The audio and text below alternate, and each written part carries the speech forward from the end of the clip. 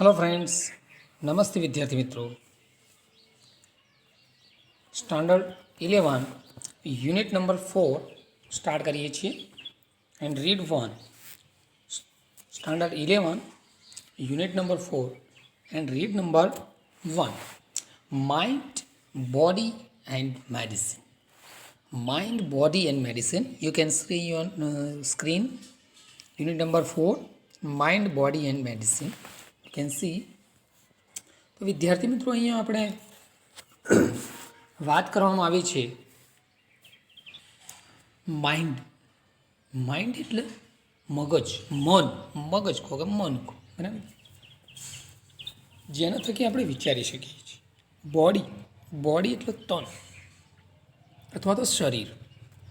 શરીર આપણું શરીર છે, શરીર વડે આપણે બધું કામ કરી શકીએ છીએ, બરાબર.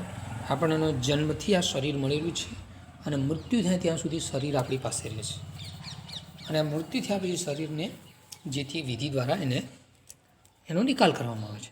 અને મેડિસિન, મેડિસિન એટલે દવા, ઔષધિઓ. આપણે જ્યારે બીમાર પડીએ છીએ ત્યારે મેડિસિનની જરૂર પડે છે, ઔષધિની જરૂર પડે છે. તો આ ત્રણેય વસ્તુ એકબીજા સાથે એટલી કનેક્ટેડ છે, જોડાયેલી છે, એ પાઠની અંદર અહીંયા કહેવામાં આવ્યું છે. તન અને મન, તન અને મન, જેમ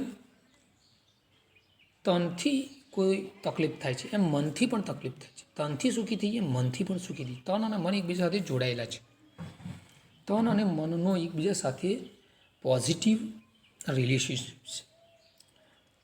તન ઉપર કોઈ અસર થાય તો મનને તકલીફ થાય છે અને મન ઉપર કોઈ અસર થાય તો તનને તકલીફ પડે છે. શરીર અને મન એકબીજા સાથે જોડાયેલા છે, એકબીજા સાથે closer connected with each other, mind and body.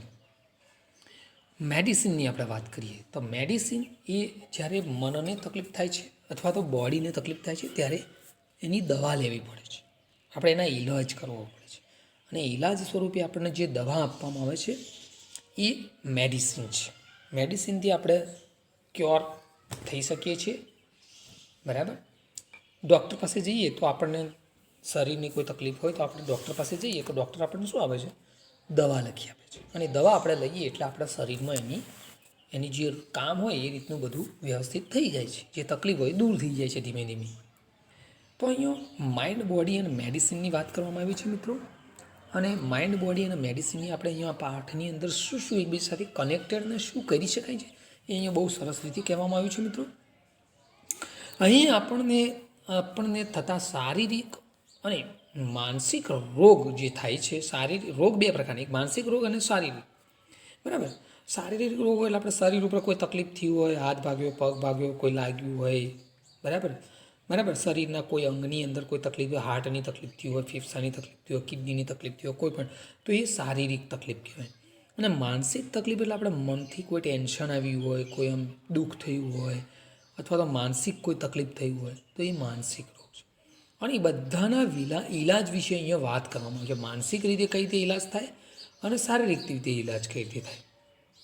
માનસિક રોગો મહદઅંશે કેવા હોય છે? બાહ્ય પરિબળોથી જોડાયેલા હોય છે. માનસિક રોગો બાહ્ય પરિબળથી જોડાયેલા હોય છે.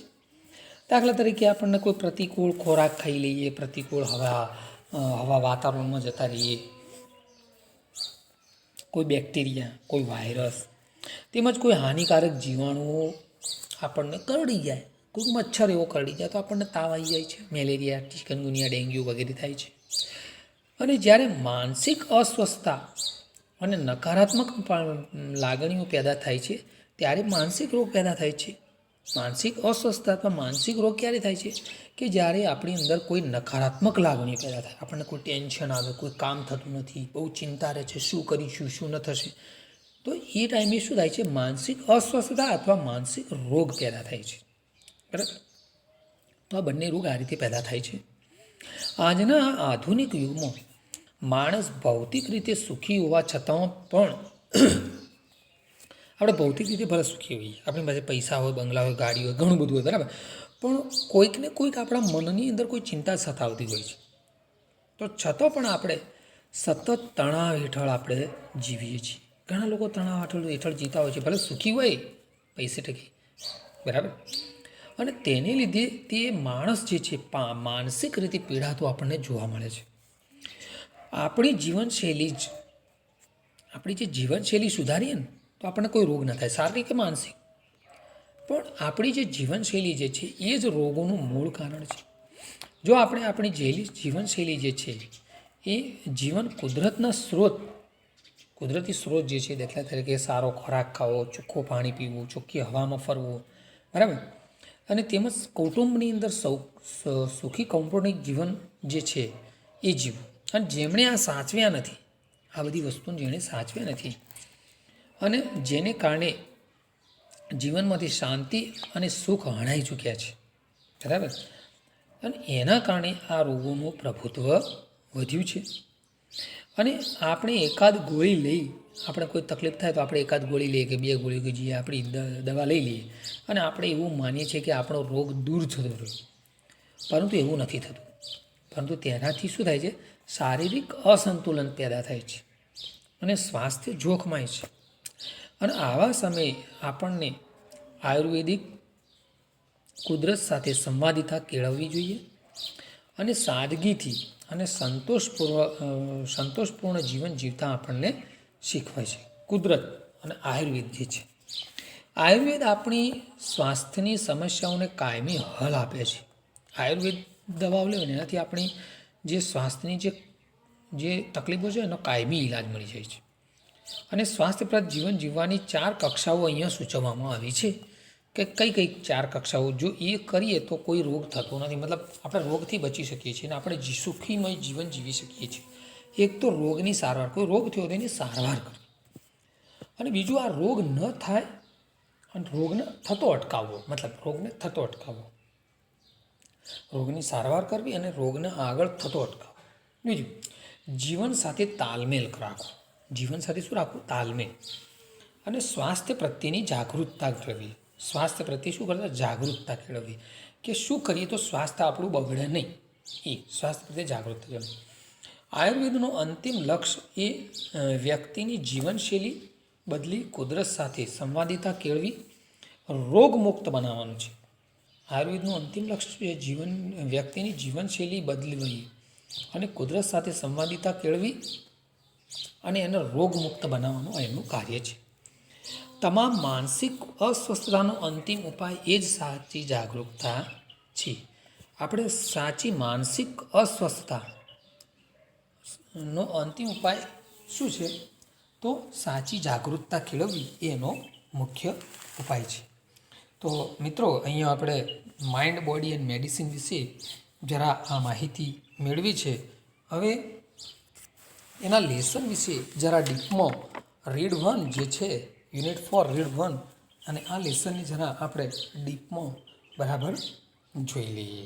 ઓકે, તો you can see on your screen, તમે તમારી સ્ક્રીન ઉપર જોઈ શકો છો માઇન્ડ, બોડી એન્ડ મેડિસિન, બરાબર. અને માઇન્ડ, બોડી એન્ડ મેડિસિન શું કહેવા માગે છે એને બરાબર સમજીએ. તો અહીંયા જરા ફર્સ્ટ પેરેગ્રાફને જરા રીડ કરી લઈએ. If we look at different people in the world around us, we observe that all of us are not alike એલાઇક. આપણી દુનિયામાં આપણે જોઈએ છીએ તો આપણને ખબર પડશે કે બધા લોકો એક સરખા નથી. આપણી જુદી જુદી દુનિયાની અંદર આપણે જોઈએ તો બધા લોકો એક સરખા નથી.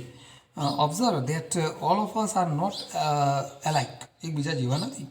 Each one of the us is a different in many ways. અને આપણામાંના બધા જે છે એ જુદી જુદી રીતે બધા અલગ અલગ છે, બરાબર.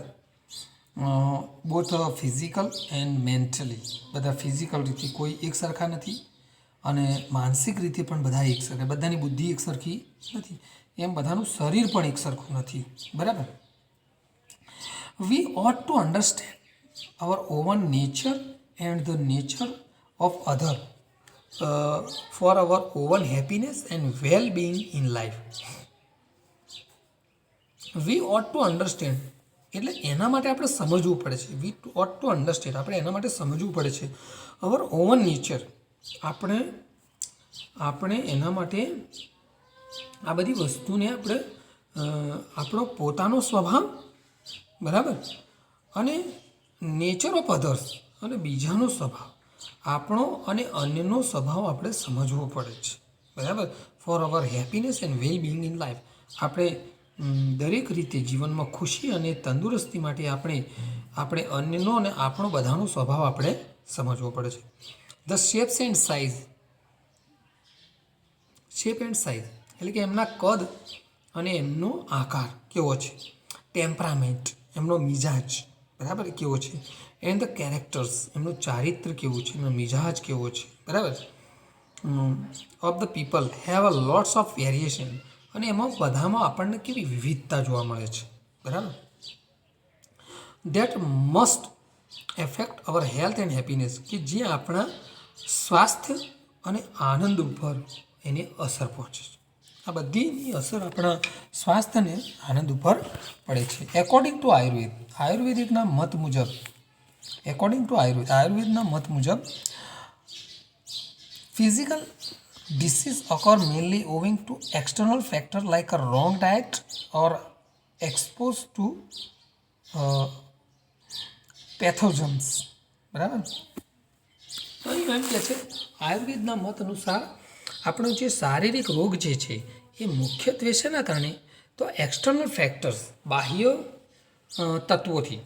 દાખલા તરીકે રોંગ ડાયટ, ખોટો ખોરાક લઈ લઈએ, આપણને અનુકૂળ શરીરને ના હોય એવો ખોરાક લઈ લઈએ, અથવા તો કોઈક વાસી ખોરાક લઈ લઈએ, કંઈક ખોરાકમાં કંઈક ખામી હોય, ગંદો ખોરાક લઈ લઈએ, જીવાણુવાળો ખોરાક લઈ લઈએ, તો ખોટો ખોરાક લઈએ છીએ એના કારણે.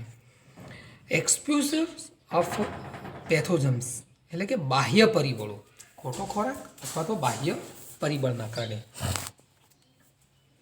Mental diseases arise mainly from the internal factors, અને માનસિક રોગ જે છે એ માનસિક રોગ જે છે એ ખાસ કરીને નકારાત્મક લાગણીઓ, જેના કારણે નકારાત્મક લાગણીઓ